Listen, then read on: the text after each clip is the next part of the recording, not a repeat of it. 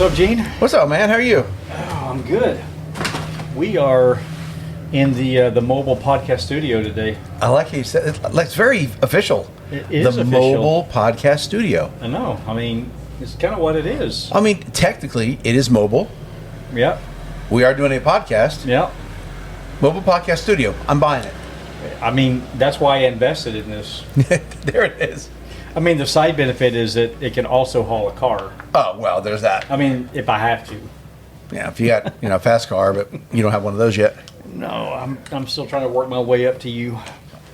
You got some time, brother. I know I've got maybe 2 hours or less. So where are we? We are at the Ridge today. We are? We are. We're okay, we are. Today. And we'll go what you said. We recorded at ORP, but we've never recorded at the Ridge before. We've recorded twice at ORP. Twice at ORP. That's right. That's right. Not at the Ridge, though. But not the Ridge. So it's pretty cool. We're on lunch break, so there's not a lot of car noise in the background, so that'll be nice.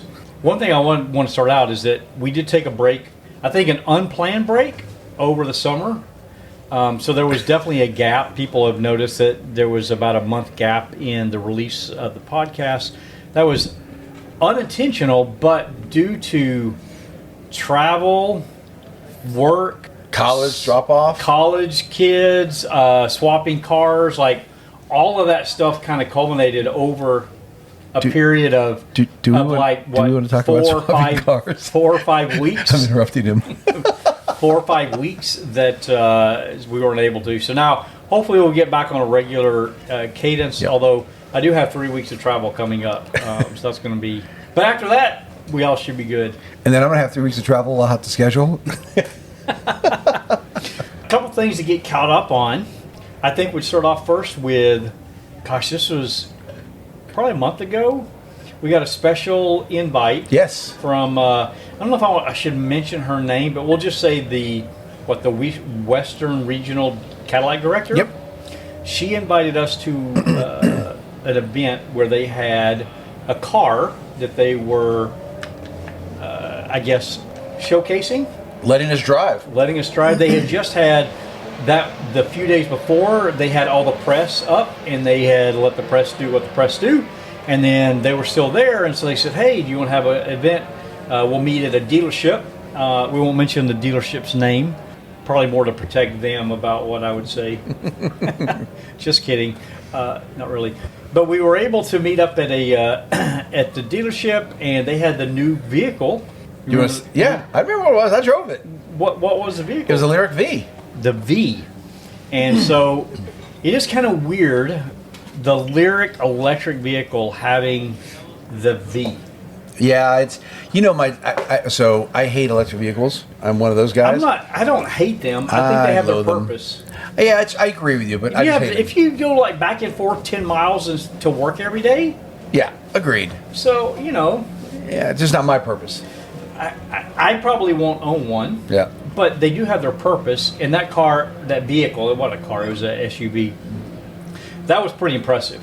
It was. I mean, it was ridiculous. So it was insane. So we got this invite, and so we opened it up to the club members, and we had 10, maybe 12 people there that showed up, and we rode together. Mm-hmm. So we drove up together, and as we're walking up to the entryway where you sign in, we saw someone that I recognized, but she was out of place. Do you remember who that was? Denise? Yeah. So Denise was sitting in the vehicle, one of the couple of dry vehicles, and I'm like, gosh, I know her, but it was out of place because I wasn't expecting her to be in the vehicle. And so anyway, so we're like, oh, hey, it's Denise. And so she's out for a drive. We get signed in. I think I'm going to have to shut that door. What do you think? Yeah, they're doing time attack now. All right. We're gonna close the door a little bit. Can you leave it partially closed and partially open? Yeah. That's great podcast entertainment right there. I know, right? Yeah. We saw Denise there, and then I guess I'll jump around a bit. she ended up getting a new vehicle. She did, the one that was sitting in the garage, or the one that was sitting in the parking lot. That we kind of walked by. We're like, oh, this is a beautiful car. I'd never seen that color before. Yeah. I don't know. Was that a new color for? It came out last year. It came out. Okay, when we saw it at Rolex when they showed the Drift Metallic, that was the other car that was there. Same color, but no, that was on a 5V. Gotcha. And this was on a 4V Blackwing. Okay, so she got a new Blackwing. She also kept her other V. The V Sport, right? She has the CT. She has a CT5V. CT5V. Oh, that's right, CT5V. And now she's got the CT4V Blackwing. So yeah, kudos to that family having two caddies in the family. So we get there, and then they're going to let us do some test drives. And I really don't care about doing the test drive, but Gene, he needs some practice behind the wheel. Oh, so good God. He signed up to drive. So I'm like, all right, I'll just jump in the passenger seat. Okay, so. Oh, you're going to tell them what happened, aren't you? Yeah, of course. Yeah, please do. Well, you go ahead and start. All right, so I get in the vehicle. My first thing we had a route. Okay, go ahead. We had. My first thing was, where's the V button? So I had to find it. And the V button, if you don't know what it is, it basically is put the car on kill. So I did. I hit the V button. It went right into whatever sport mode, track mode it was ready for. And they give us a predetermined route that was already keyed into the GPS, which we didn't follow. We did not follow at all. We started there. Yeah, we started there. But then I don't know, maybe 40% followed-ish? Yeah. We'll give it that. As soon as we got Dan in the car, got one of our friends Stevens in the background taking pictures and video, which I do have, and we get on the right in front of the dealership, and my first thought is floor it. I didn't even go I don't know, I probably didn't even go 30 feet before I just mashed the throttle. He all the way pressed down. Now I didn't know he was going to do this, right? I didn't know he was going to be accelerating super fast. Head snap back, and that whole thing. So here's fast. The funny part. I have my phone, and I think I was texting John. Full Send John a message. Hey, we're here. We're driving the car. Blah blah blah. And as I'm typing on the phone, Gene floors it. The acceleration was so violent, the phone came out of my hands and hit me in the face, and then I had to catch the phone. So, I'm so happy it hit you in the face. I'm glad you weren't hurt. I don't want you to be hurt. Man. But it hit you in the face. But it was funny because it hit you in the face, and then you caught it, and you kept going with your text. And then I just kept going. But it was pretty funny. The power, as soon as all electric car, not all, but performance electric vehicles are all like that. Oh, it was insane. I didn't like the sensation. Because we did it a couple times. I did it more than a couple times. Here's the problem with it, though. It's exceptionally violent. Yes, it just throws you back. I made a comment, I could live like this. And then you made a comment, it would get boring. Yes. And I heard you say that. And at first I'm like, nah, I don't think so. But by the time the drive was over, I was in agreement. And the reason why for me, not because I don't like acceleration, accelerate all day long. Sure. Let's 2.4 seconds, 0 to 60 or whatever it is, I'll do it. It didn't have the corresponding sound to max acceleration, and that disconnect bothers me to no end. I agree. It was, I felt like I was missing half of the fun. And that's hearing it, that's smelling it, that's feeling it. The acceleration I felt was amazing, but I missed the other part of it. And for me, the sound is such a huge part. It completely fell flat. Amazing, impressive technology. Oh, man. But that sound for car people, it's really hard to wrap your mind around going that fast, but not hearing anything. Right. So... Well, here's the other thing too. So, and this is not a dig against the car or the build. It was, they had a couple of the engineers that were there, so we asked a lot of questions. Cadillac sent some of the guys who were part of the designing and implementing the car, so it was great. It's a great car, a great vehicle. The interior is spectacular. The sound system. Oh, that's what I want to talk about. All right, I'll let you talk about that. It was an amazing vehicle, and they did this whole event right. So this is not taken away from the car. It's just not for me. Yeah. It's just, but it's a great vehicle. It is. You can't knock the vehicle. Oh, talk about the sound system. So, I wish I could remember the two engineer guys, the product manager and the engineer. I forgot their names. One was named Kevin.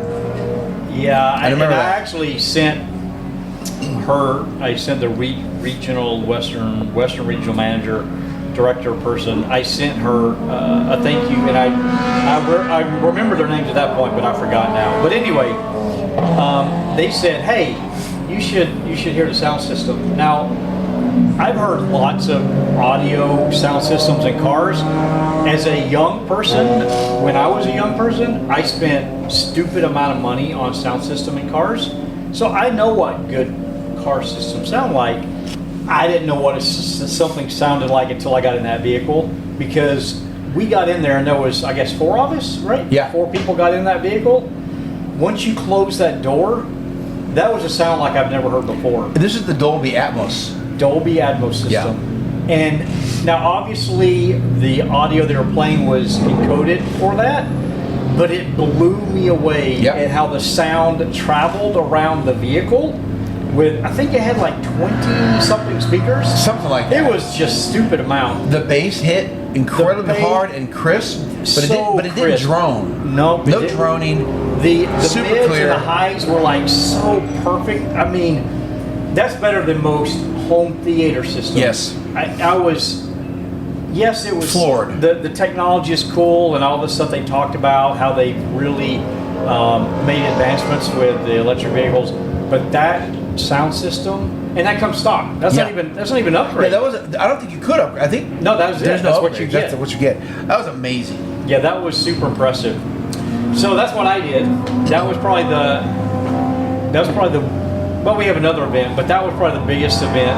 And then you got to go have some fun for. Man, it's been a long time since you actually went to track day that I didn't get to go to. I know. Normally, if you go to track days, I'm not going to. So I went to ORP, so Oregon Raceway Park, where Dan and I went up in April. I went back again.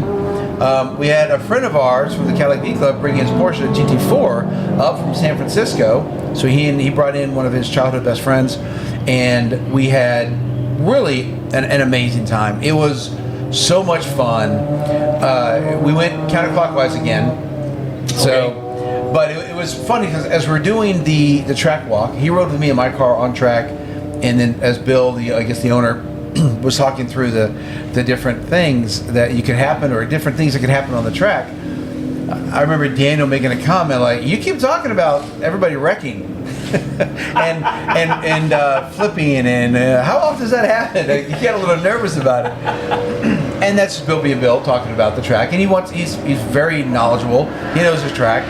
But he doesn't want anybody, getting hurt. So I get it. Yeah. But it was an awful lot of fun. It was when I drove out there. So here's the thing: when I drove out there, as soon as I crossed the river, I could see the haze of smoke and I could smell it. And the fires. Yeah, the fires. I called my daughter. I said, "Honey, what's going on?" She's like, "Dad, you're driving into the fire." I said, "Well, I'll be fine. I'll just keep going. Just let me know how far it is." I pulled over. I checked it. I don't know if I'm into the fire. I'm around it. But by the time I got up in the plains. And it was pretty much gone. And when I got to the track, it was pretty windy, and they had blown all the smoke through. Oh. And then the next day, no smoke at all, no smell, just a great day. Have we ever had a bad day there? No. Never. No. It was perfect. Yeah, it's always great. It was awful lot of fun. And I didn't have any drama whatsoever. No going off track. No, passing lots of cars, getting past, of course. Just a great fun day at the track. I will tell you though.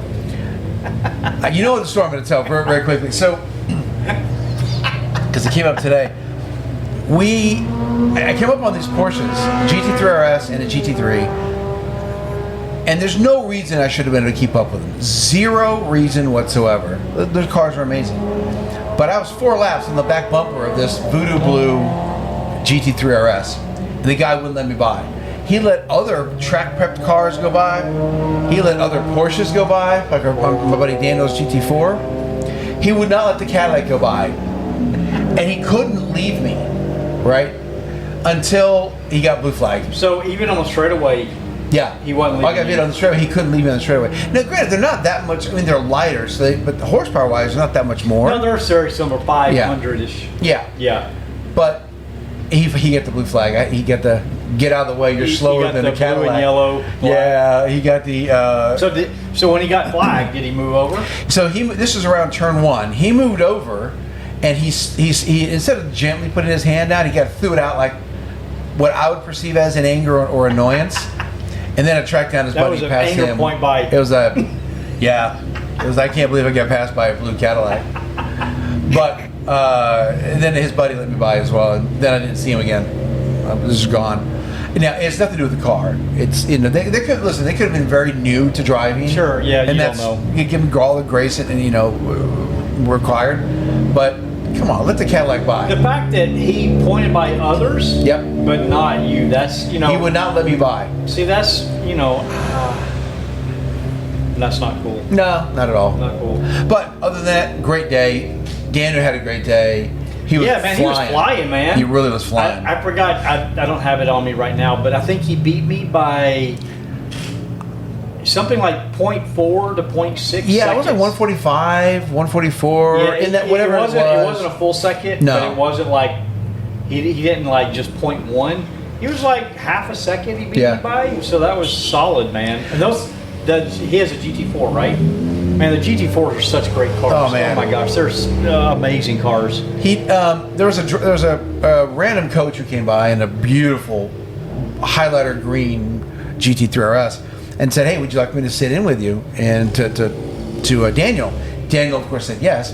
And we were talking beforehand about what's the best way to take. So after Gene's Corner to turn 6, what's the best way to take Valkyrie Hill? And where are you struggling the most? And it's funny, I said Valkyrie Hill. He said, what are you doing? I said, I'm about 3/4 throttle. And he said, yeah, I want you to move over 1 car length and go mat the throttle. He said, trust me, I know you have to do a little kink to the left. Yep. It's going to be fine. Yeah, you have time. And plenty of time. I'm like, okay. After that, just mat at throttle. Well, see, I've been telling Gene this for about the last 3 years. We go there. Oh, whatever. It's only been 2 years we've been there, but whatever. We'll go with 3. Sound like my wife's just making up stats. I can't say that because my wife is not going to be listening. And if you are listening, honey, I love you. So you were able to they were our last podcast, Floor to Pedal. Yeah. Which was, I had a brain fart when I did that. So you had it fully mashed, and then you just sent it all the way over. Sent it. Yeah, it worked perfectly. It's stuck, no problems whatsoever. Yeah, when you get up over that, I can feel it getting a little light, but it's not like it becomes unsettled. Yeah, you're right. That's the thing that is deceptive to me. I thought it would be unsettled as it comes over the crest and comes down, even for a split second, but it doesn't. Yeah, just maybe the way that I don't know the whole geometry of how the car goes over and the weight's still there. I don't know, but it doesn't get unsettled. So. Yeah, and then you're going down the hill. As you come down the hill, the braking zone. Oh yeah, then you get that compression down there. Once it gets into full compression, I am matting those brakes. Yeah, and it just allows me to take that next turn much higher rate of speed. Such a great track. It's a great track. Man, I love that track.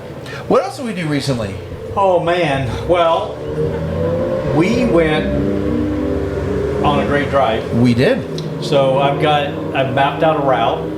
I have several routes that I've been mapping out that mainly during the summer months, we'll just get a group of people together and we'll go out for a drive. And this is one of my favorite drives.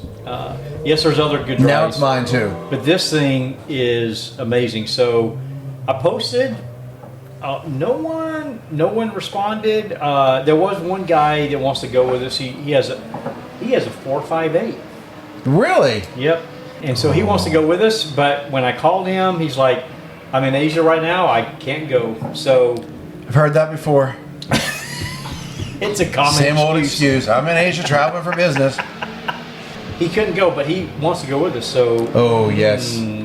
Yep, there you go. 458. So it was just Gene and I. It was just us that What cars were we driving? We're driving fast cars. Copy that. We're driving fast cars. And I'm gonna get him to say it eventually. We met up in Bremerton, is where we started from, and then we've got about an hour, 75-minute drive around there. And I'll tell you that I mean, you can give me your perception because I've already been on that drive like 3 times now Yeah. at this point. You're in the middle of nowhere. There's no houses around. There's no peoples around. It's not like an active farm environment where you would have like tractors and stuff around. It's just out in the boonies. Yep. And the road is about a width and a half wide, so not 2 full lanes, but bigger than 1 lane. So you can kind of drift over when you need to, but it's literally all twisties. Yeah. I mean, it's amazing. Now the road isn't like the most perfectly paved road. No, it's not. It's got it's got some grit to it, but yep. however, phenomenal road. It's almost like ORP in a way, in that there's some blinds, Yeah, right? There's some off-camera turns, some blind turns. It is the best driving road I've been on in terms of all the ups and downs, the elevation changes, all the twisties and turns. It was freaking phenomenal. The only thing I had to worry about was deer and if you're whatever. the lead car, you have to be hyper alert. I mean, if you're in the back car, it's great. You're just going. Yeah. But the lead car, you're definitely way more attentive. Man, I love that. That was a great drive. Love that drive. When we got done with the drive, we had some fun. Oh well. Before I mention that, I was going to say, to get to the twisties, you have to go on a little bit of a drive where you go by the water. We went by the water area. The general store. We stopped at a general store. Tell that story. No, you tell the story. Well, that's true. So we walk in. So we decided to stop off and get some coffee. So we go to this general store. So you need a coffee because you can't operate. I cannot break my coffee habit. I'm sorry. So we walk in, and there's 4 guys sitting, 4 older gentlemen sitting Like to a retired table. dudes, right? Yeah. And you think it's a general store. He's got his buddies. They're sitting there just shooting the breeze. That's fine. I walk in and I said, "Hello, gentlemen." I said, "Good morning, gentlemen." And one of the guys gets up. He goes, "I think you're in the wrong place. You are definitely not from this area." I'm like, "Oh, that's what this is going to be, huh?" I love that. That was so funny. You are not from this area. That was a classic line. You are not from this area. Hold on, I actually took a note. You did take a note. Remember, I took a note. I don't remember You did take a what the note. said. I think that the cool thing that reminded me of one is very picturesque. Oh no, I'm sorry to interrupt you. He called it. You are definitely an out of towner. Out of towner. Like out of towner. Yeah. We were in Seabeck. He said, "You're an out of towner." When I said, "Good morning, gentlemen," he said, "You must be out of towners." You're an out of towner. Yeah. The cool thing is that it was so picturesque that it's down by the waterfront. It's this super old general store, and you got 4 guys, retired guys, that are just sitting there talking, like you see them like playing cards or chess, like in a movie. It was like so picturesque. And he's like, "You must be an out of towner." Oh, we were rolling. Yeah. That was so funny. Okay, so then we leave there, and then we have to drive on a section. There's like maybe 2 sections where they have a really long straightaway. Oh yeah. And so I wanted to open it up a little bit. In what car? In the car I was fast driving. one. The fast one. Got it. One of the 2 fast cars. The faster of the cars. And so she was behind me, and I floored it. And I checked. I don't know what it looked like. You can tell me what it looked like from you. But for me, seeing Gene's car in the mirror go like from right at my bumper to like a little tiny speck, it was crazy. Just reverse that order. That order of operations is now reversed. I knew when you added the throttle because I could see the exhaust do a puff of smoke. I saw the bump. Yeah, you saw it was a little puff, right? Yep. Yeah, I seen the video. And then he was gone. And I remember getting to. I mean, we're in Mexico, yes, right? Mexico. So I remember getting to 92 miles an hour down a Mexican road in Guadalajara, and you were what, like 130? 136. 136. Good Lord, man. In the matter of just Seconds. like that. Yeah, that was. It was crazy. Scandalous. Okay, so we have a great drive.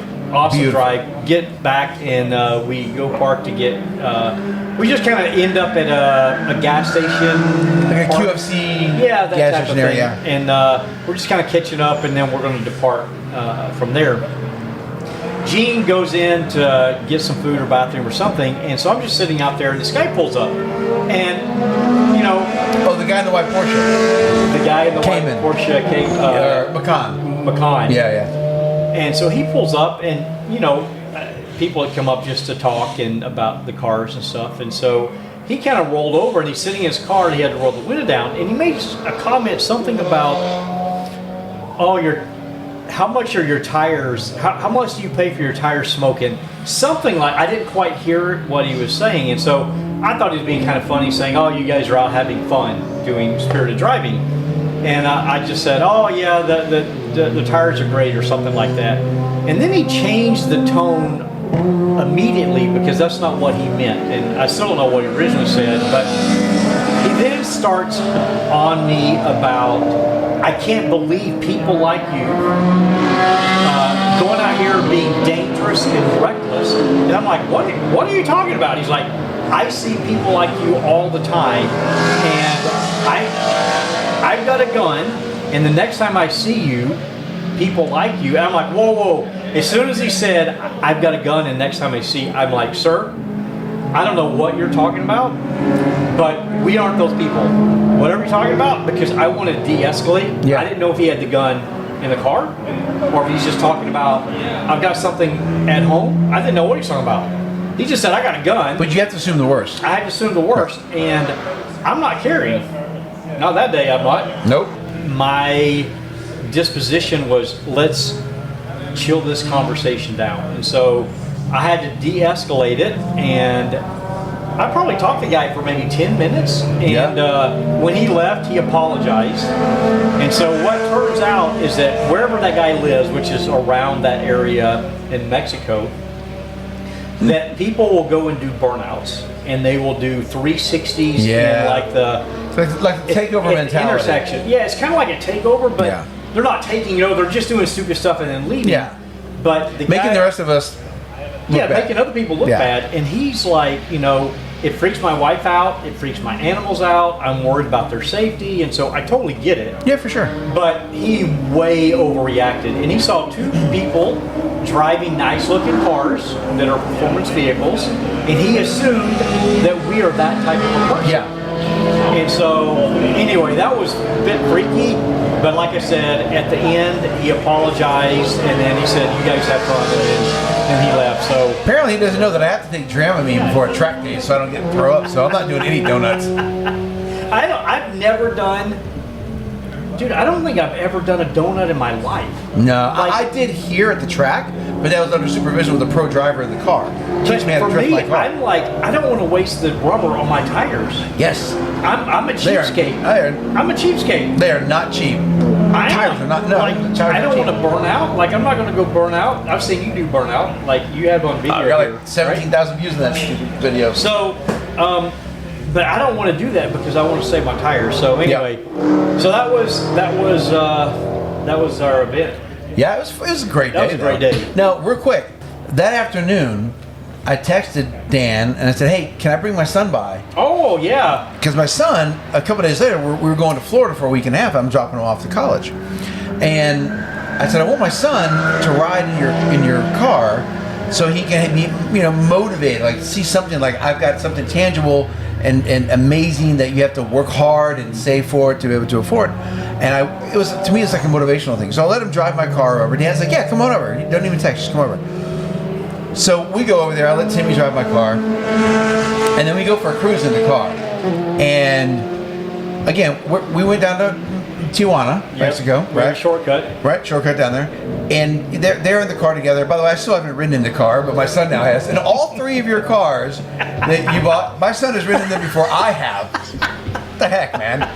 But at one point, we were down the road, and I saw the puff of smoke, and he took off. I got to like 101, and I surmised they were over 140. So we drive back to Washington, and we go back to his house. We're talking. My son gets out of the car, and he's floored. He's like, "Dad, I've never experienced anything like that ever in my life. It's life changing." He said, "Dad, I know you want me to drive home. Can you drive home your car? I'm not in the right headspace to do it." Yep. He knew well enough to know that. he's still talking about that. I was talking to him the other day. He's like, Dad, you remember when we? Yeah, I remember when we did this, son. It was like 2 weeks ago. I do remember. But he's still talking about it. He's like, I've told all my friends about it. And That's so cool. I said, good. It's motivational. I'm glad I could. And the funny thing I asked him, I said, when we got done, I said, what did you learn? And I'll tell you, most 18-year-olds aren't going to say this. Many will, not most won't. He said, if I work hard, save my money, have a great career, one day I can afford luxuries like this, and not to take it for granted. I'm like, that's the lesson I wanted him to learn, man. Like, I didn't have to feed that to him. He just knew it. Yeah. He's a good kid. Well, I thought the funniest part that you didn't mention is that oh, yes. Go ahead. your son was recording Yes. while we were driving. Now, your son had the camera pointed forward. He wasn't pointed at the speedometer. And so he was completely shocked when we were accelerating slightly.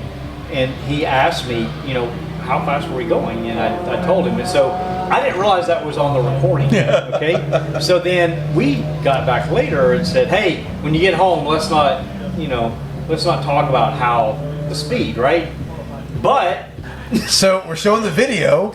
We're sitting on the couch talking to my wife, and he shows the video where he says, how fast are you going? And Dan's like, 140. My wife just rolled her eyes, turned her head, and she bit her tongue. And she was, I was like, oh boy, that's about to happen. yeah. I'm gonna get in trouble. But she just bit her tongue, let it go. She's like, okay. So I was surprised. Dan did not get in trouble. I was super safe, Liz. Very controlled. But I'll make sure I don't do that again. Yeah, do that again. Okay, so let's talk about our topic for the day. Yeah. All right. Since we're at a track day, I thought it would be apropos to talk about. And we have a session coming up soon. We do. Yeah. We got an hour and a half. Is that what it is? Yeah, hour and a half. Oh, wow. Yeah. So I thought it would be good to talk about what does it actually mean? What do you need to do? What preparation?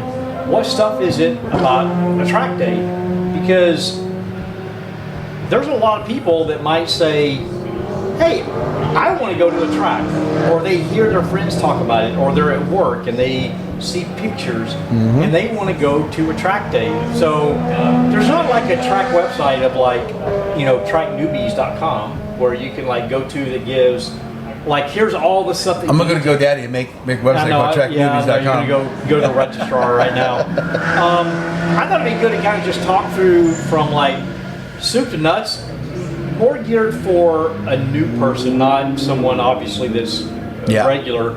I've got some talking points that I thought would be good to talk about going to the track and what that's about. Okay? Yeah. All right. So the first thing is you got to find a track. You need a track for a track day. Fact. You need a track for a track day.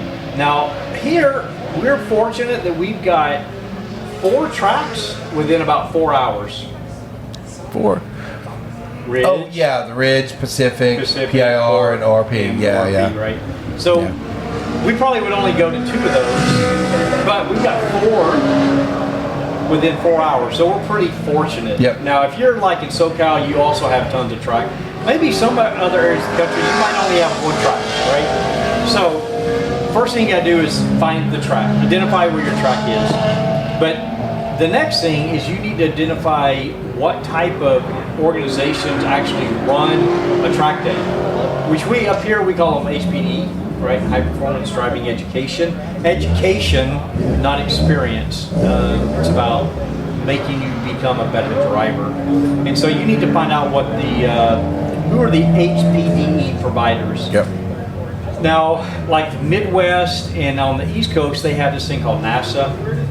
And they have a really great program where you progress through it and you have to get passed off and signed off by an instructor so they know that you're at a certain level. They have that a little bit here, but it's individual organizations, right? So we've got here, Turn 2, HOD, Hooked on Driving, On Grid, right? Skip Day. So different groups do it differently, but you need to find a group. So if you go to the track's website, they'll usually tell you who the organizers are that you then can go and sign up for. There's also other places like SCCA. We've talked about Track Night in America.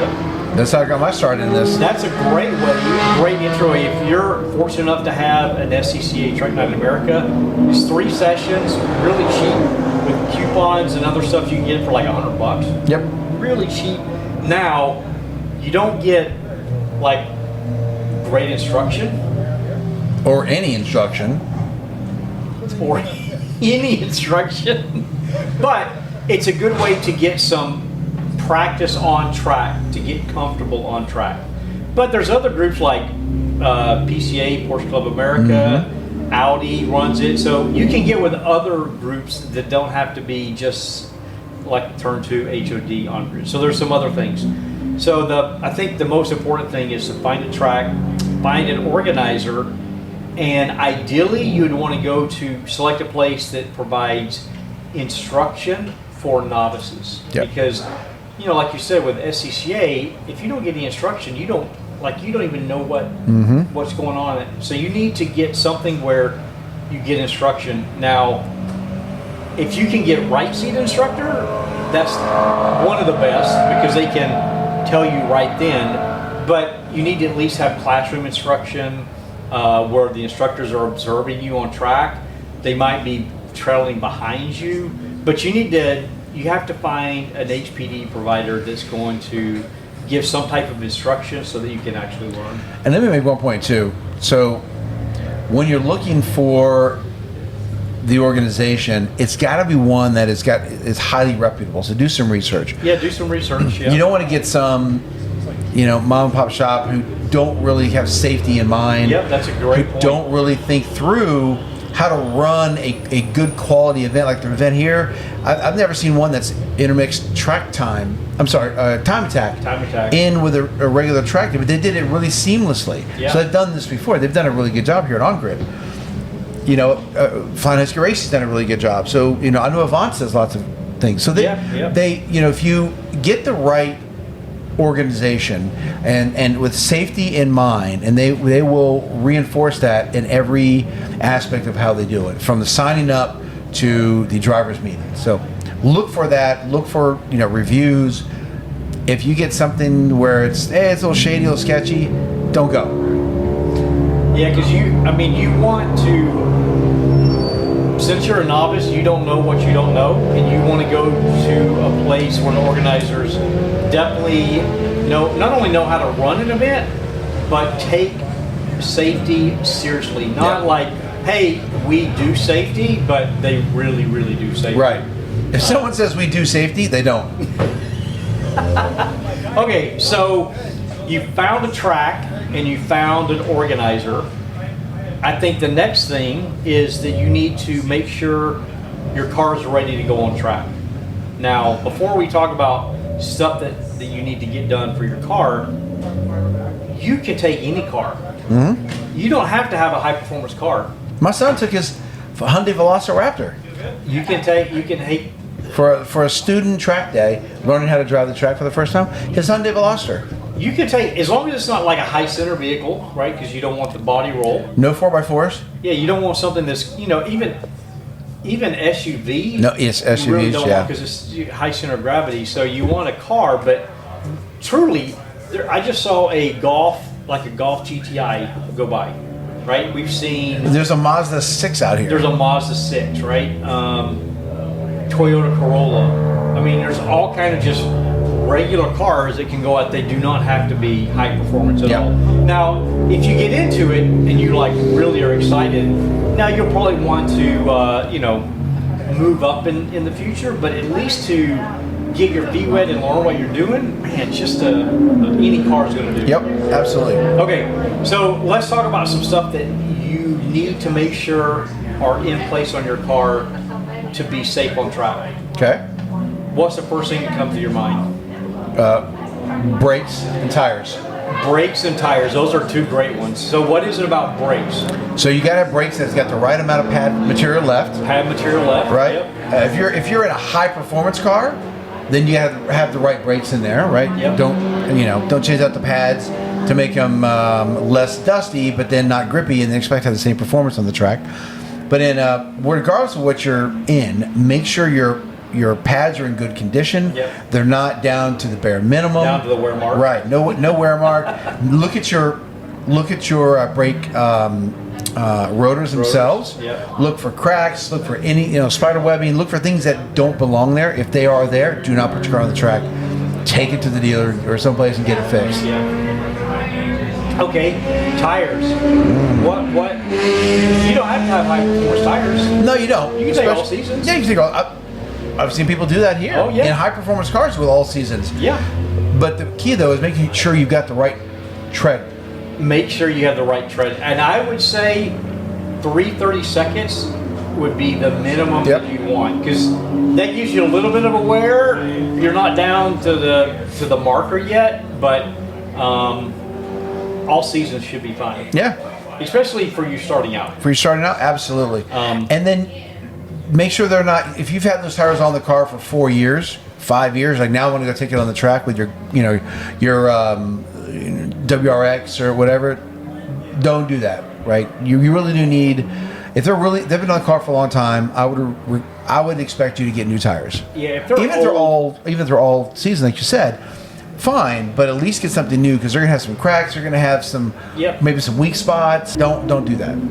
Yeah, and you don't want, even if you've got tread left, if you have any cord showing on like the outside edges, you don't want visually. You want the tire to look good as well.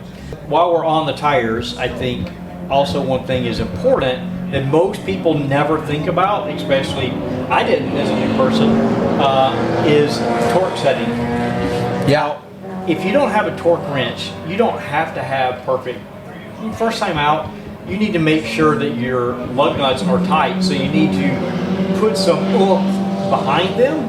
But ideally, you'd want to know what your torque setting is so that you can properly torque your lug nuts. I went 3 years of my Cadillac ATS-V never touching them because I'm stupid.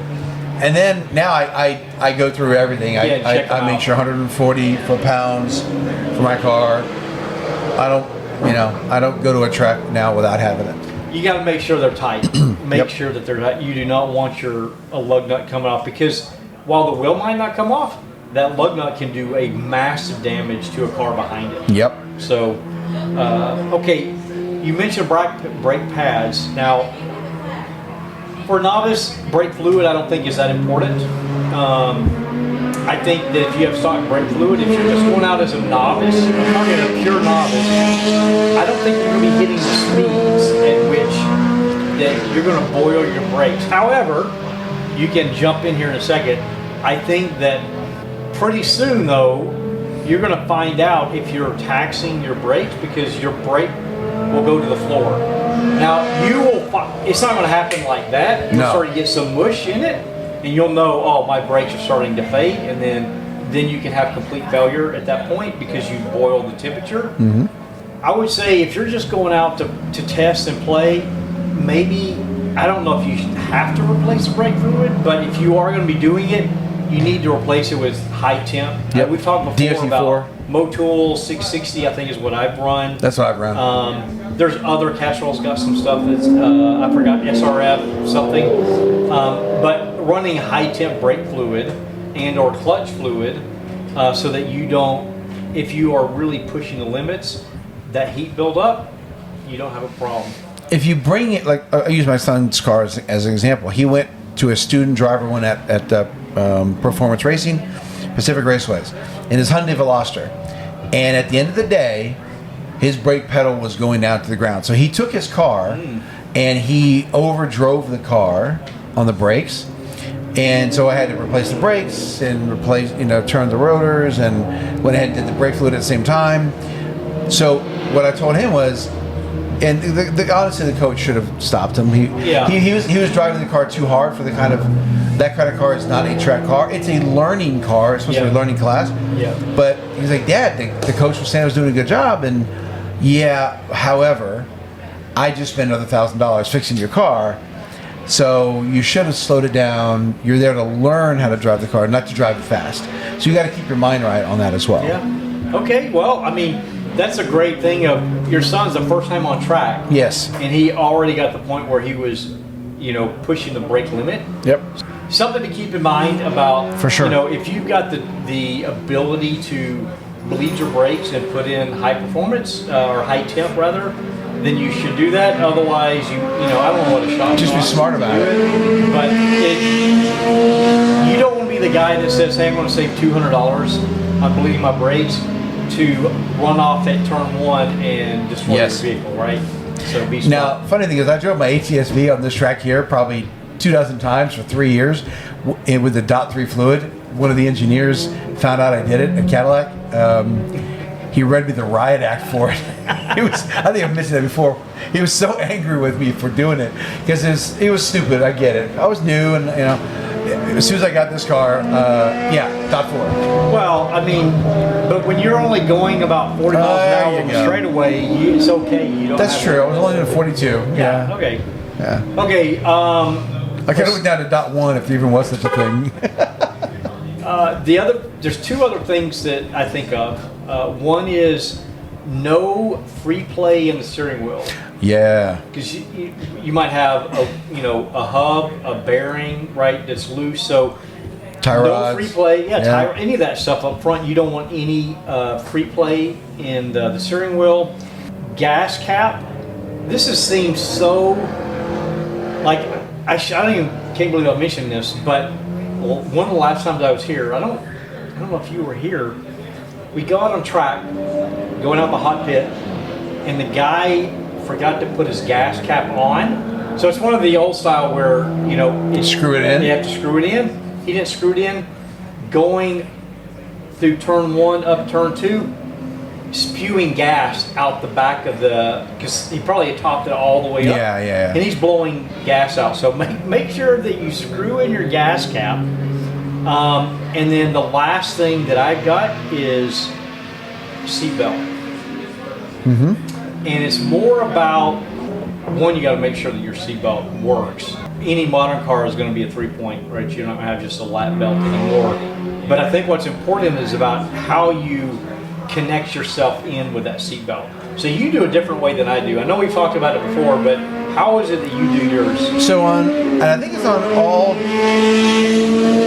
GM performance cars. I could be wrong, but I believe that's correct. Is I will move the seat back just a little bit first. Once I snap in, I will pull the strap, the shoulder strap down, and you let it go real quick, and then I'll move the seat up a little bit, and it kind of locks you in place. Then I can just pull on it, and it locks me in place. I've done it without that, and it's I'm sliding around. But when I did it today, in the 2 sessions we've already done, when I do that, I feel much more connected to the car. I'm not sloshing myself around. Therefore, I'm not having to hold myself up as much and focus on that. I can focus on the driving line, what's going on around me, and I'm not focusing on am I connected to the car correctly and safely.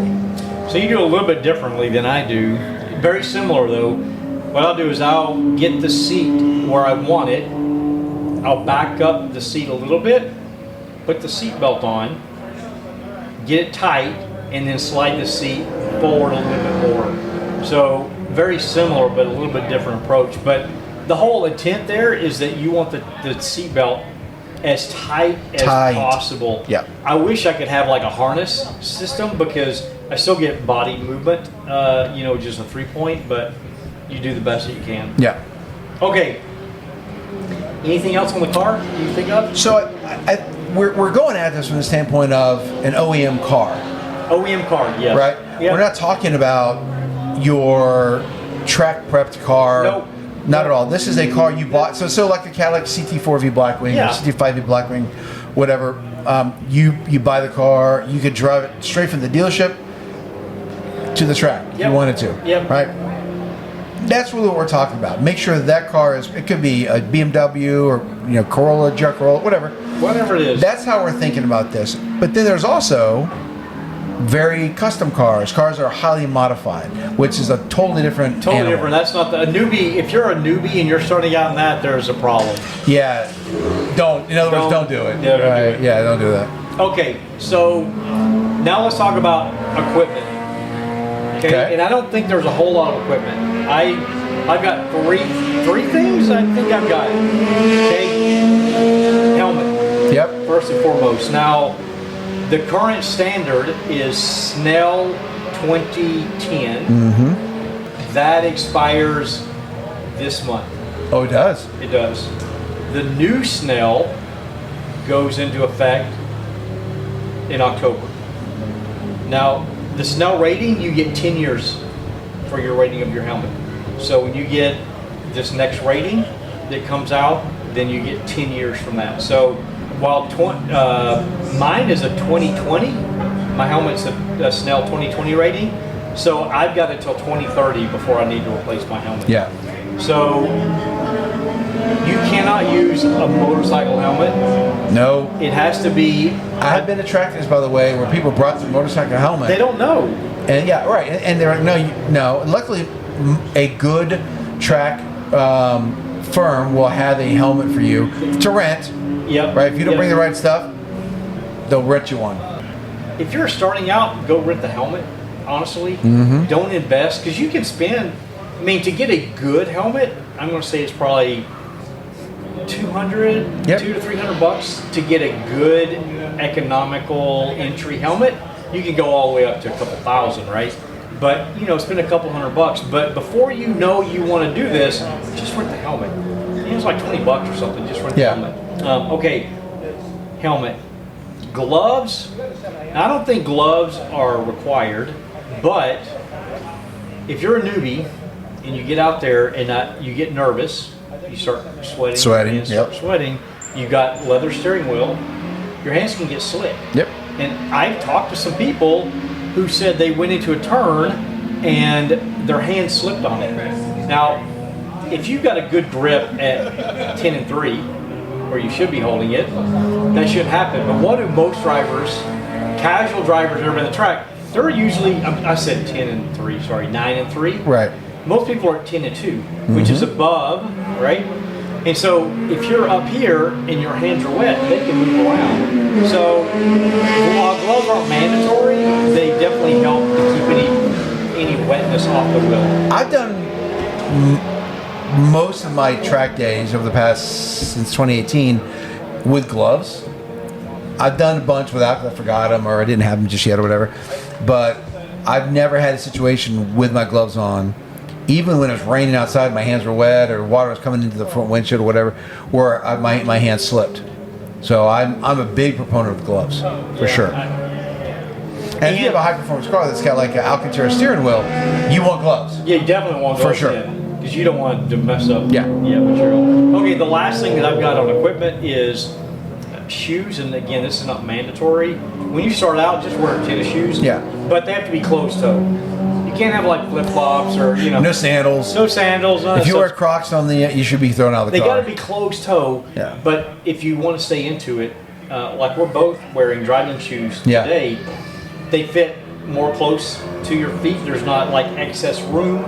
Very thin sole, so you can feel precisely as you're applying pressure on the pedals. They've got the heel that you can roll. Yep. So it's more rounded for like heel to toe. Yep. So if you're especially if you're doing a manual, easy for heel to toe, but it allows you to pivot really nicely like a ball. If you're a newbie, you're probably not heel toeing, but that's what driving shoes will give you the ability to do. But I don't think those are mandatory. But they're all. And you mentioned the width.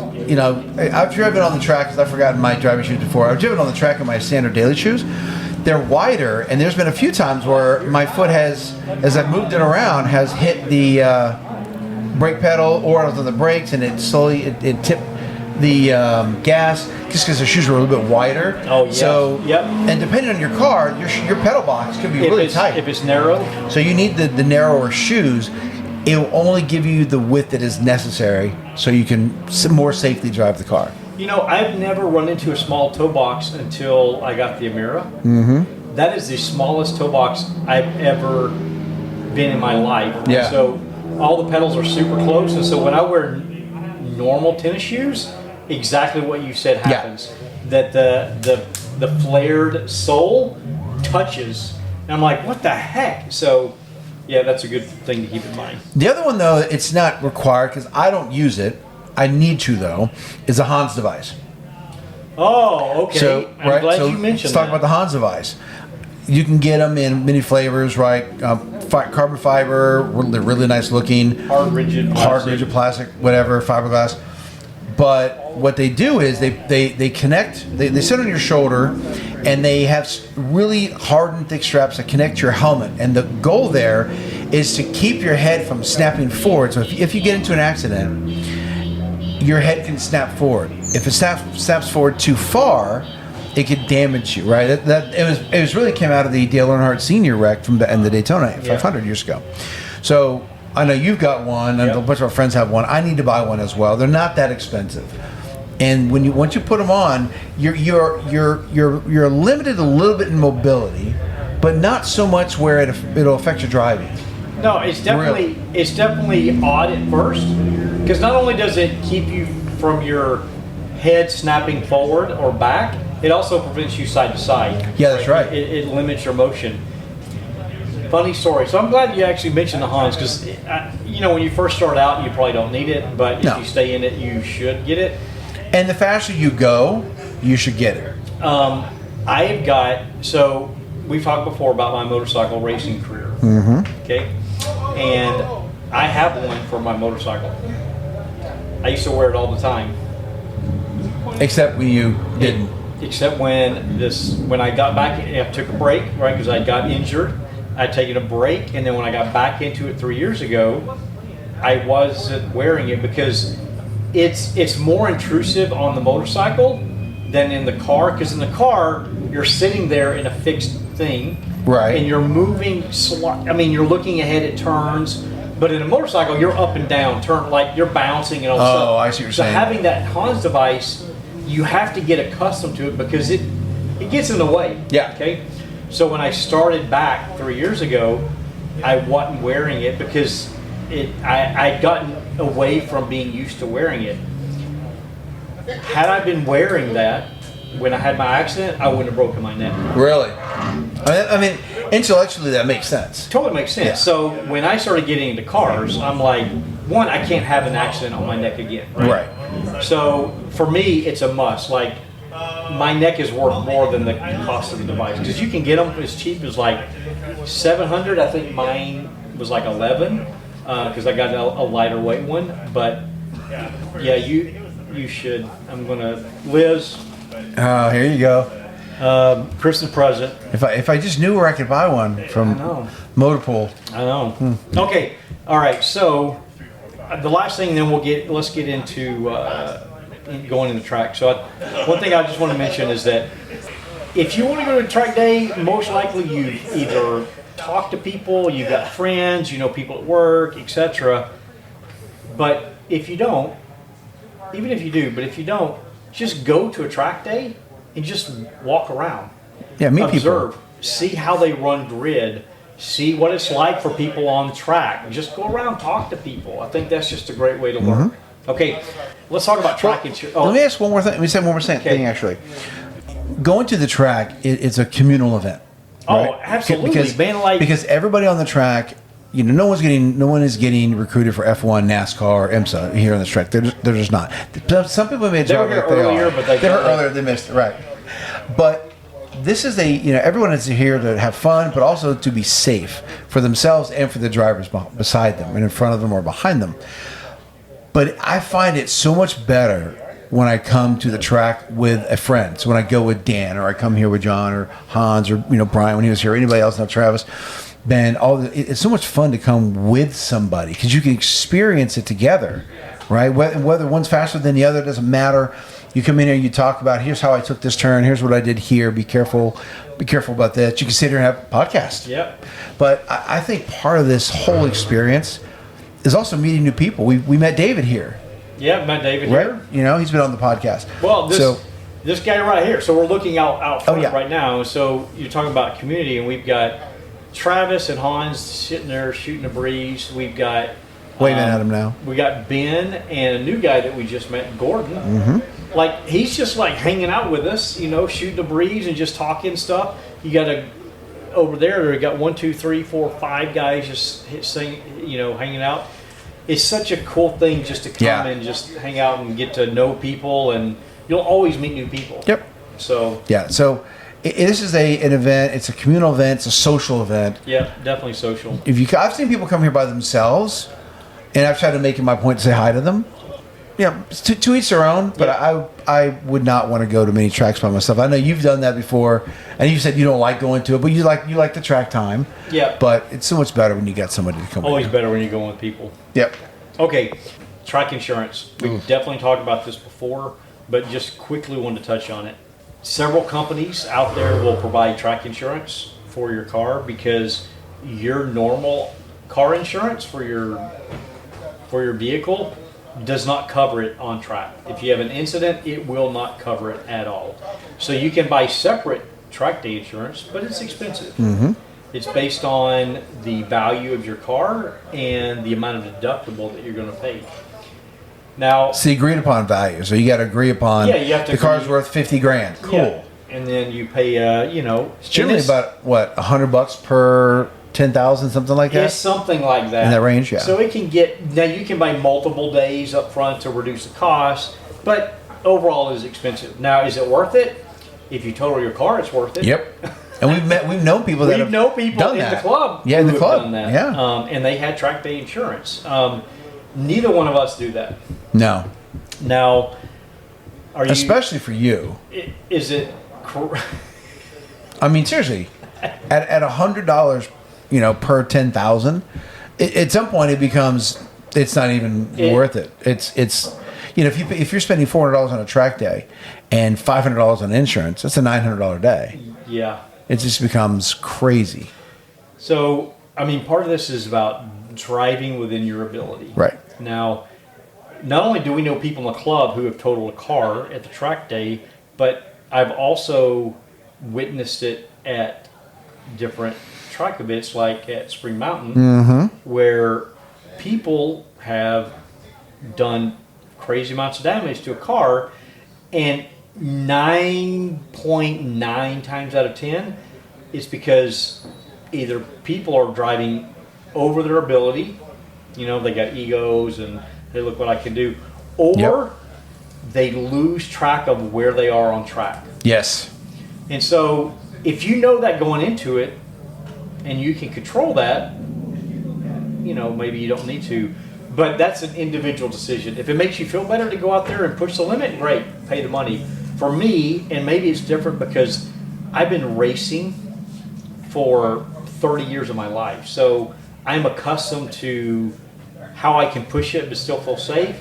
But I just want to touch on track insurance because like here, there was no notice about it at all. And so if you don't know, if you're a newbie and you're going there and there's no advertisement about it, you might not even know if your car will do it, if your car insurance would cover it. Yeah, for sure. Okay, we're here now. We've gone through all the stuff. We've checked the car. We got the equipment. We're at the track day. I thought it'd be good to kind of walk through at a high level. What does a track day actually look like? By the way, we forgot glasses. An odd thing is I like my sunglasses while I'm driving because there's certain times you may drive into the sun, and I want to be able to have some polarized glasses that. And not everyone does that though. Like I do. I know you don't do it, but I do. I don't do that. I've got old man eyes apparently.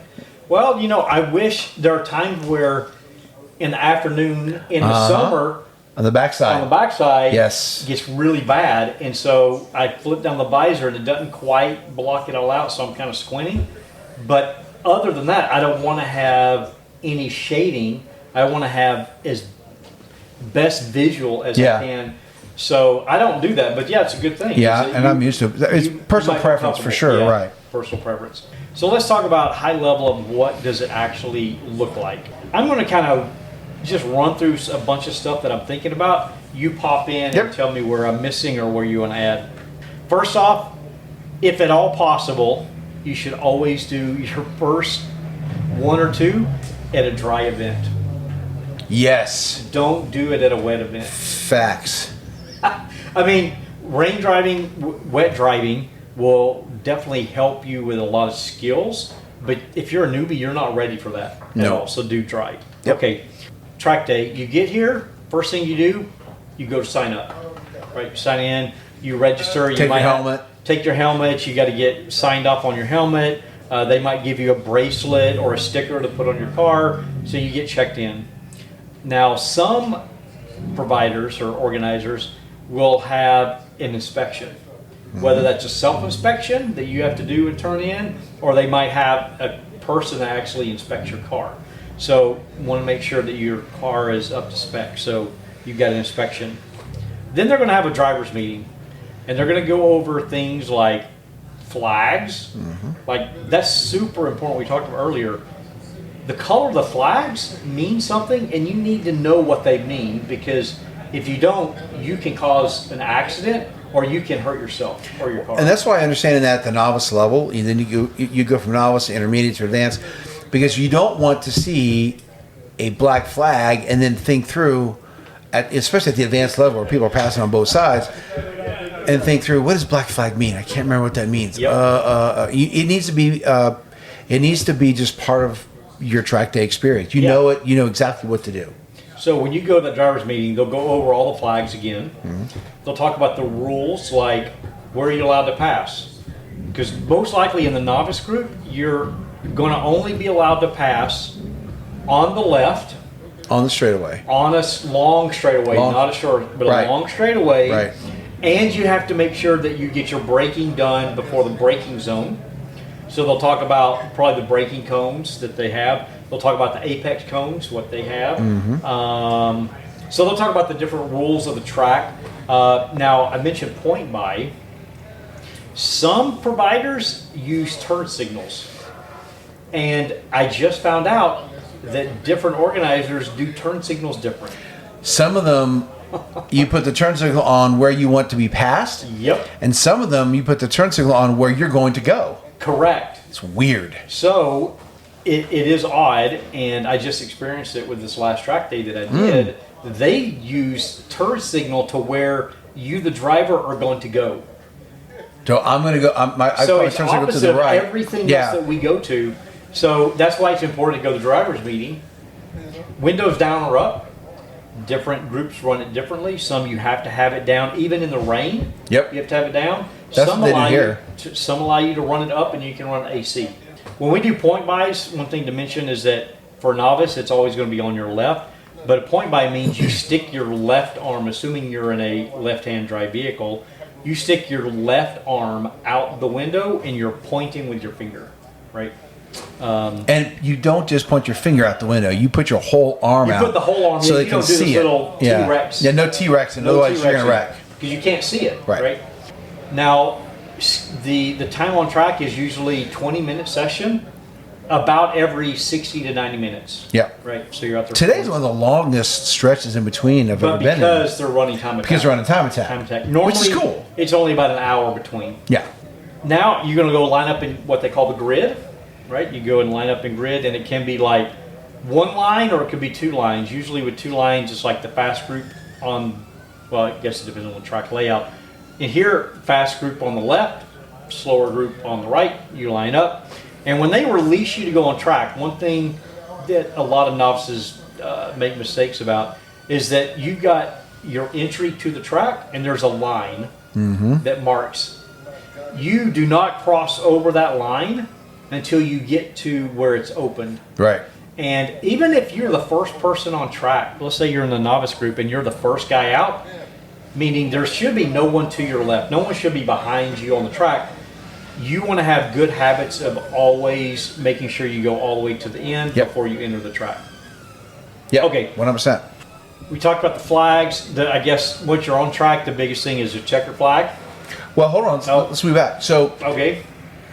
in most, at least the ones I've been at, the ones we've both been at, both tracks we've been at, or different organizers, most of the events, they'll say the first 2 laps are under yellow. Oh, great so point. This is about learning the track, learning the organizer and how they've set it up. And it's really important because, one, they want you to get your tire, especially if you're the first group out like we were today, the advanced group. They want your first 2 laps, or this was just 1 lap yellow. Yeah.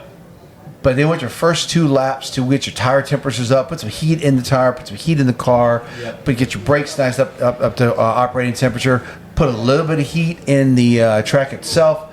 It's a safety thing. Get everyone's mind focused. Yep. Right, as opposed to get out there and go hard. Yeah, you don't go hard right away. Get your mind focused. And we've had a friend of ours who we were talking about that this morning. Yep. We came out here one time and he was in front of me and he starts passing cars under yellow. And then we were going 5/10, so I called him on the phone, like, stop passing people on yellow.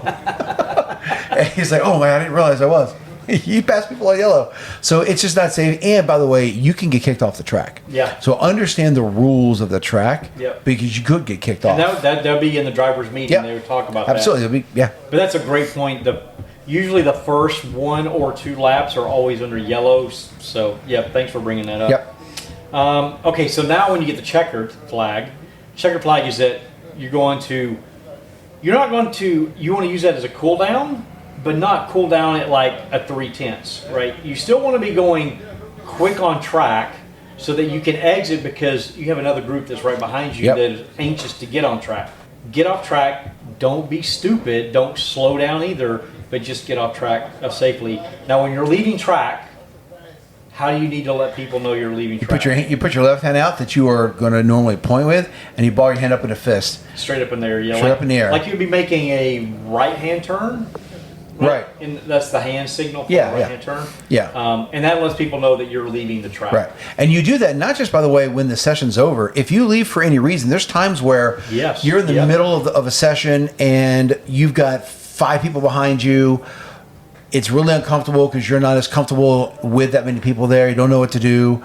You can put your hand up as you come around to the pit, and you can put your hand up, and it tells everybody, hey, everybody back off a little bit. Let this person move over so they can get off the track. Then you're going to go and hot pit yourself, which means, and you tell the steward or the person running the flag, say, hey, give me some space in between the next people so I'm not all bunching them up, right, and slowing them down, and I feel more comfortable. But you always put your hand up. Yep. So then you do that for a couple sessions, you have lunch, then you rinse and repeat that. So that's kind of what, at a high level, that's what your track day is going to look like. Yeah. So I guess the last couple things, just I was going to touch on in no particular order or category, is that it definitely can be nerve-wracking. When you get out there the first time and you got all these cars all around you, it can be nerve-wracking, especially if you're a novice but you have an expensive car, like when we were in ORP. Remember all those Porsches and that? Oh, yeah. Did that guy have a McLaren or a Lambo?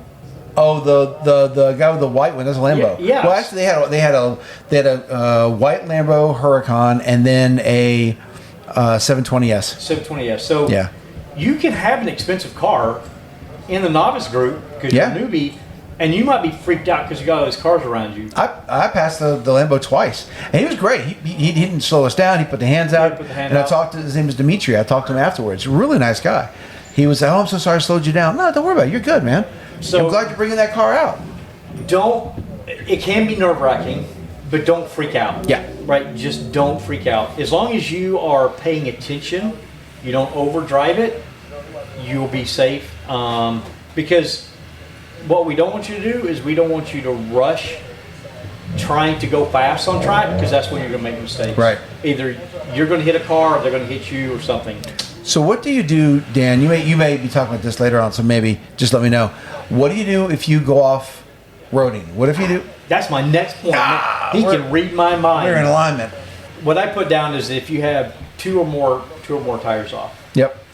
So usually different groups do different things, but typically if you take 2 or more tires off the pavement, you need to self-report. And self-report means you need to come into the marshal, come into grid, come into marshal, and tell them what you did. Why is that important? Because they want to know, one, you know what you did, and you know why you did it. Yep. Because if you know what, like I used an example here a couple years ago, on turn 11, right to the back straightaway before the okay. I came in too hot. I was having this great day. I came in too hot, so I had too much speed, too much steering angle, and I had too much throttle on exit. And the car, it overcorrected. It broke through the nannies, and I ended up taking it off track, probably 20 miles an hour.